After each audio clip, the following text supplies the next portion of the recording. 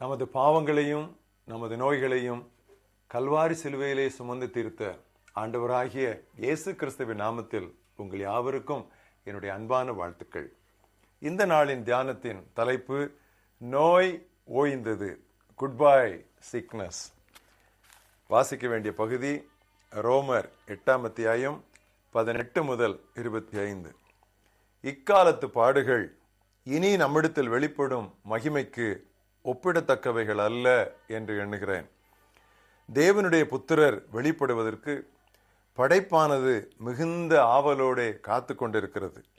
அதேனென்றால் படைப்பானது அழிவுக்குரிய அடிமைத்தனத்திலிருந்து விடுதலையாக்கப்பட்டு தேவனுடைய பிள்ளைகளுக்குரிய மகிமையான விடுதலையை பெற்றுக்கொள்ளும் என்கிற நம்பிக்கையோட அந்த படைப்பானது சுய விருப்பத்தினால் அல்ல, கீழ்ப்படுத்தினவராலேயே மாயைக்கு கீழ்ப்பட்டிருக்கிறது.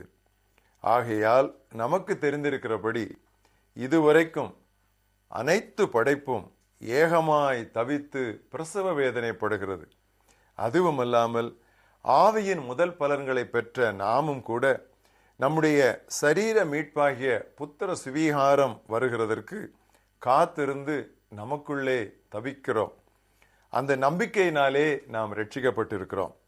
காணப்படுகிறதை நம்புவது நம்பிக்கை அல்ல. ஒருவன் தான் காண்கிறதை நம்ப வேண்டுவது என்ன? நாம் காணானதை நம்பினோமானால் அது வருகிறதற்கு பொறுமையோடே காத்திருப்போம். அந்தப்படி ஆவியானவரும் நமது பலவீனங்களில் நமக்கு உதவி செய்கிறார். நாம் ஏற்றபடி வேண்டிக்கொள்ள வேண்டியது இன்னதென்று ஆவியானவர் அறியாமல் இருக்கிறபடியால் ஆவியானவர் தாமே வாக்கு கடங்காத பெருமூச்சுகளோடு நமக்காக வேண்டுதல் செய்கிறார். இன்றைய மனப்பாட வசனம் எபிரேயர் 9:28 பின்பகுதி. தமக்காக காத்திருப்பவர்களுக்கு மீட்பு அருளுவதற்காகவே கிறிஸ்து இரண்டாம் முறை தோன்றுவார். To those who eagerly wait for him, Christ will appear a second time without sin for salvation. உலகில் பாவம் நுழையும் முன் வியாதி என்பதே கிடையாது. இன்று ஒவ்வொரு வியாதிக்கும் நேரடி காரணம் பாவம்தான் என்று இல்லாவிட்டாலும் மனிதன் பாவம் செய்யாதிருந்திருப்பானால் அவன் ஒருபோது வியாதிப்பட்டிருக்க மாட்டான்.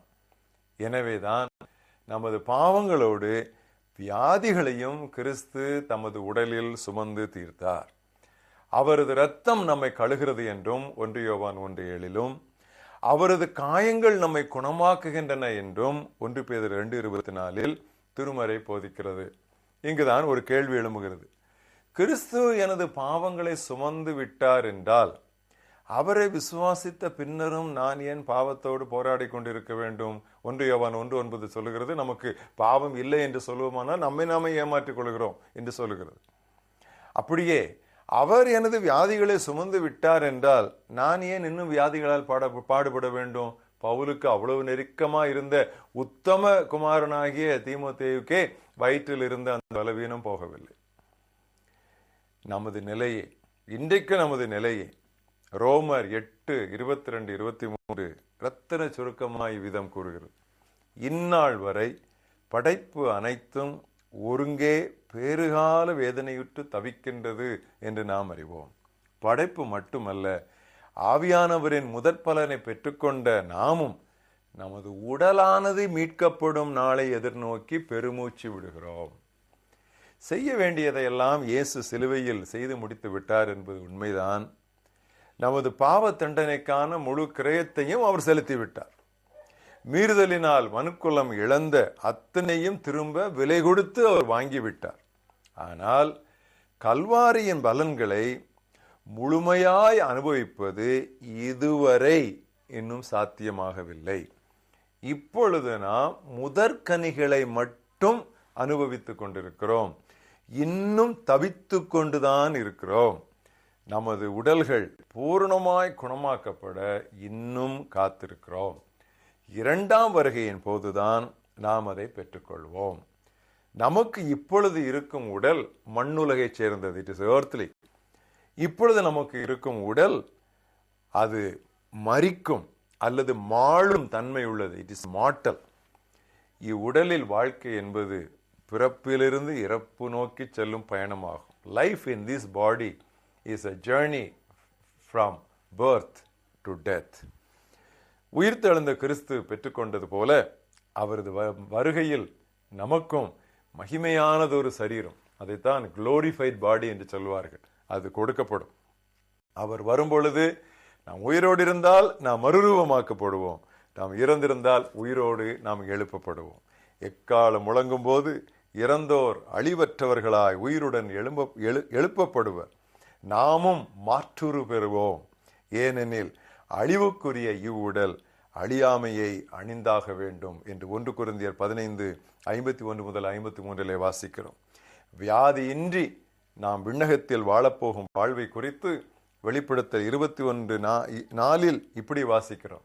கடவுள் தாமே அவர்கள் கண்ணீர் யாவையும் துடைப்பார்.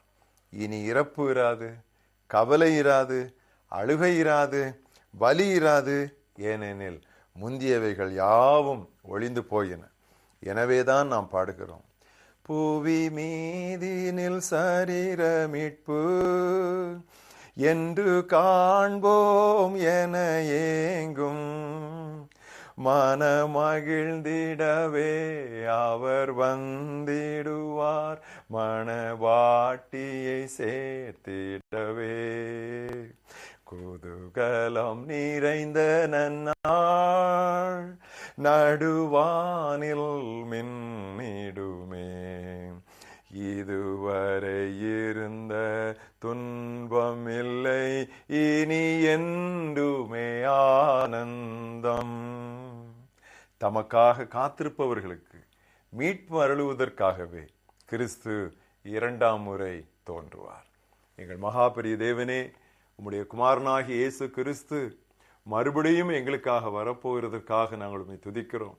கல்வாரியில் அவர் முடித்து தீர்த்த பலன்களின் முழு பலன்களை, முதற் பலன்களை மட்டுமல்ல, முழு பலன்களை அனுபவிக்கிற ஒரு நாளை நாங்கள் எதிர்நோக்கி பிரசவ வேதனைப்பட்டு தவித்து ஏங்கி நிற்கிறோம். ஆண்டவரே, எங்கள் ஏக்கத்தை தீர்க்க நீர் உம்முடைய குமாரனை சீக்கிரமாய் அனுப்ப போகிறதற்காக நாங்கள் உம்மை ஸ்தோத்திரிக்கிறோம். ஆமேன். கர்த்தராகிய இயேசுவே வாரும். இயேசுவின் மூலம் பிதாவே, ஆமென்.